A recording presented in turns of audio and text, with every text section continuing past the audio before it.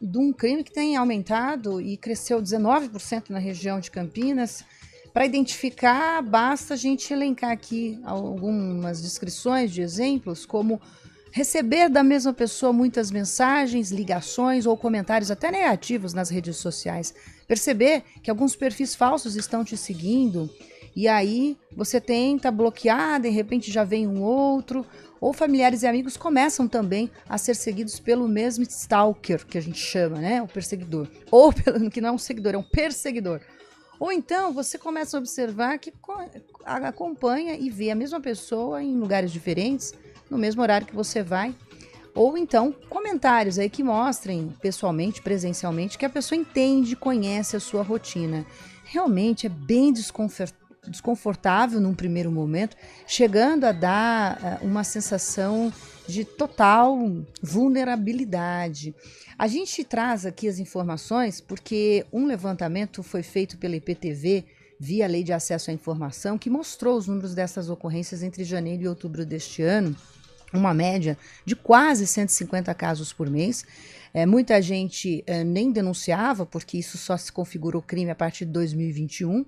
E a gente achou interessante aproveitar esta oportunidade, uma vez que a Defensoria Pública e organizações também podem ajudar pessoas que não têm condições financeiras para arcar com custos de processos, por exemplo, nessas situações. E aí a gente fez um convite aqui para o Diego Gomes, ele é do Serviço de Responsabilização e Reeducação do Autor de Violência, o SERAV, que existe aqui em Campinas. E ele vai explicar um pouco para a gente como a gente faz para combater não só este, mas outros tipos de violência com atitudes não só positivas, mas construtivas. Diego, um bom dia, obrigada pela sua participação. Bom dia, Carolina. Bom dia, Guilherme. Bom dia. Eu que agradeço aí pelo convite de falar desse tema tão importantíssimo, né, nos dias de hoje. Nós temos visto diversos casos, assim como você disse, de stalking, casos de feminicídios, e então é sempre importante nós falarmos sobre esse tema e falarmos também de como a cidade de Campinas tem se posicionado quanto a essa violência doméstica, né? Eu fiquei muito curiosa sobre o trabalho de vocês e essa linha de pensamento de educar e não só de trazer o problema à tona, né?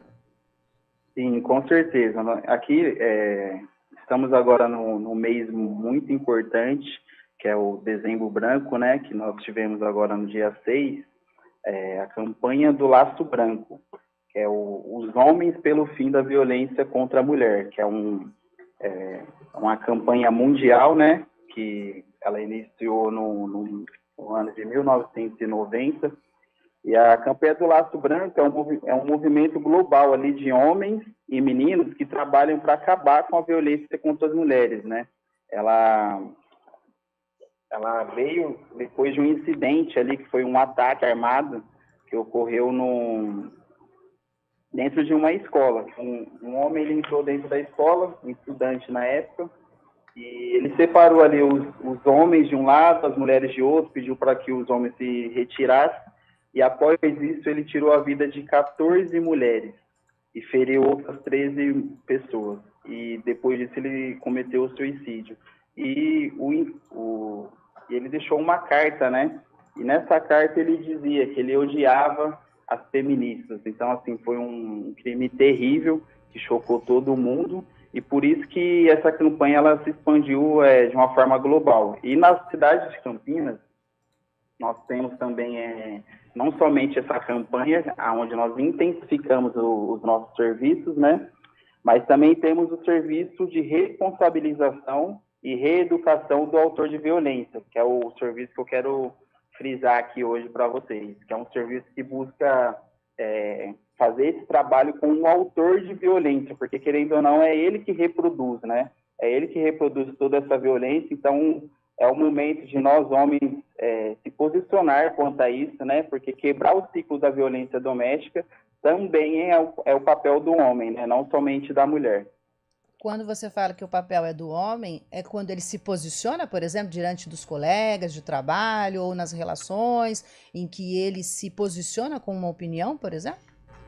Com certeza, porque assim, nós não basta, eu acho que chegou um momento que não basta apenas dizermos que não somos autoras de violência, né? Nós temos que se posicionar como homens também para dizer, poxa, eu não acho legal, não acho isso legal, de ensinar para os nossos filhos também sobre toda essa questão, porque assim, a gente vem de toda aquela masculinidade tóxica, que é o que a gente tenta desconstruir aqui dentro do serviço do Serave, né?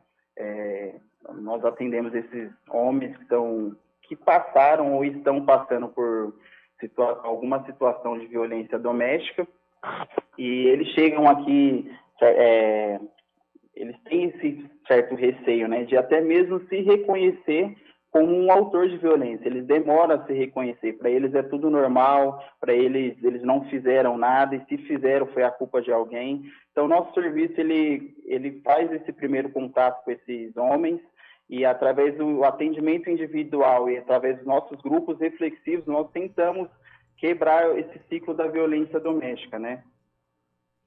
E, Diego, em relação a esse número, né, que a gente observa aqui na reportagem da IPTV, do G1, de aumento de 19% na nossa região.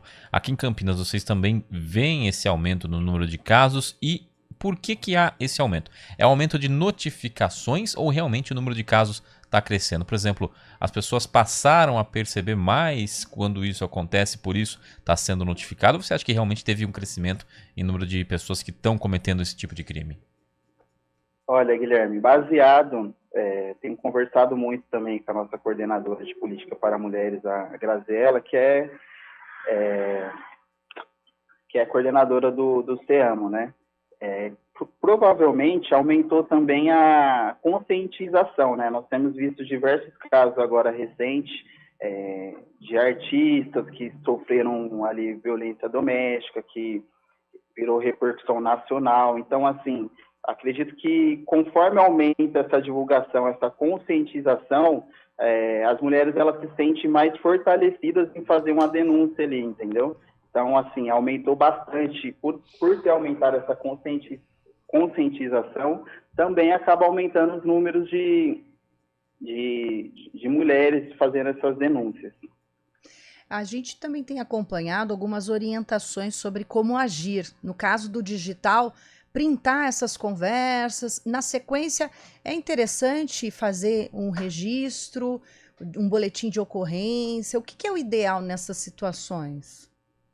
Olha, embora as mulheres elas tenham esse certo receio, né, algumas vezes, de fazer essas denúncias, mas é muito importante, é de extrema importância, a mulher ela registrar esse acontecido e também abrir o boletim de ocorrência, né, é de extrema importância fazer essa denúncia, até porque os nossos serviços, tanto o CEAMO, tanto aqui o Serave também, nós atendemos as demandas espontâneas, mas a gente também fazemos uma busca através dos boletins de ocorrência. Então, de extrema importância, essas mulheres, elas se fortalecerem aí e fazer esse registro e essas denúncias.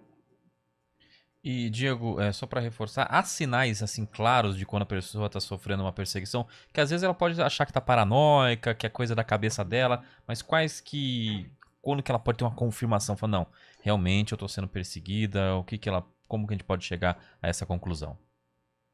Olha, na verdade, a violência doméstica, tanto essa de stalking, tanto as outras, ela parte ali de um ciclo, né? Então, começa ali, de repente, numa violência psicológica, depois ali pode ocorrer uma violência física, uma violência sexual. Então, não é que inicia ali, dificilmente inicia ali já no stalking.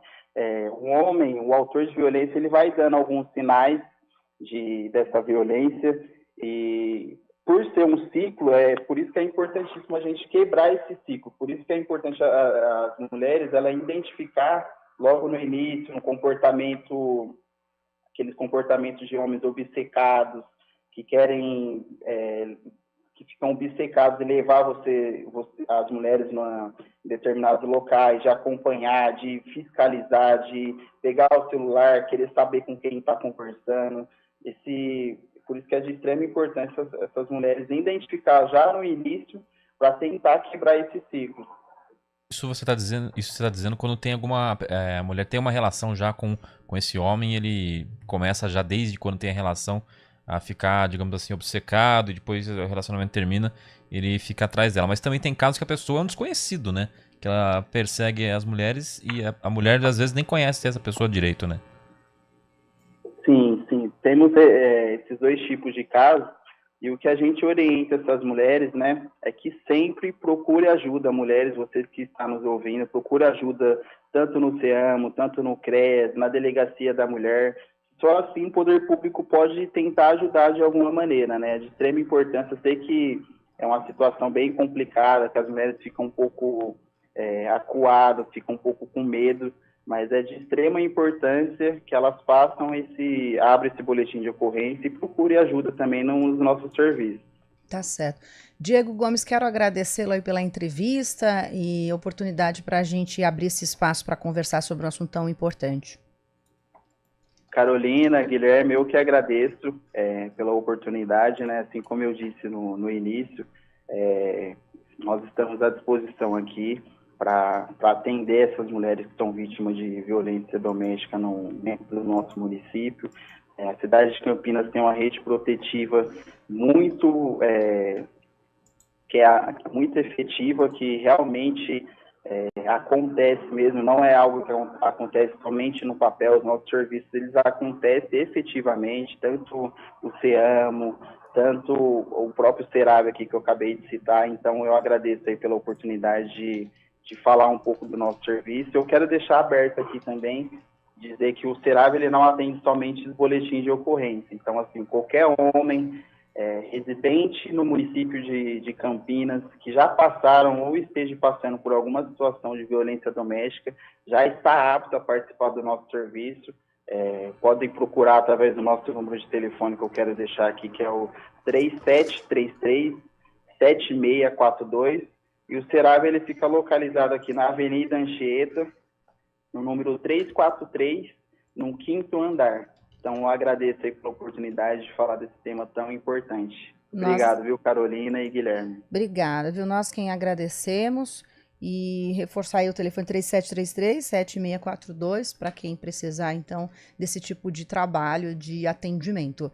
Lembrando que no caso do digital, orientação que se passa, que quando for caso de um anônimo, fazer os prints das abordagens na internet, depois, através de um advogado, se a pessoa tiver condições, ou pela Defensoria Pública, é interessante tentar abrir um processo civil na plataforma para que esse stalker que está te assediando, ele possa ter a quebra do IP, que são os dados do computador onde ele faz esse tipo de abordagem.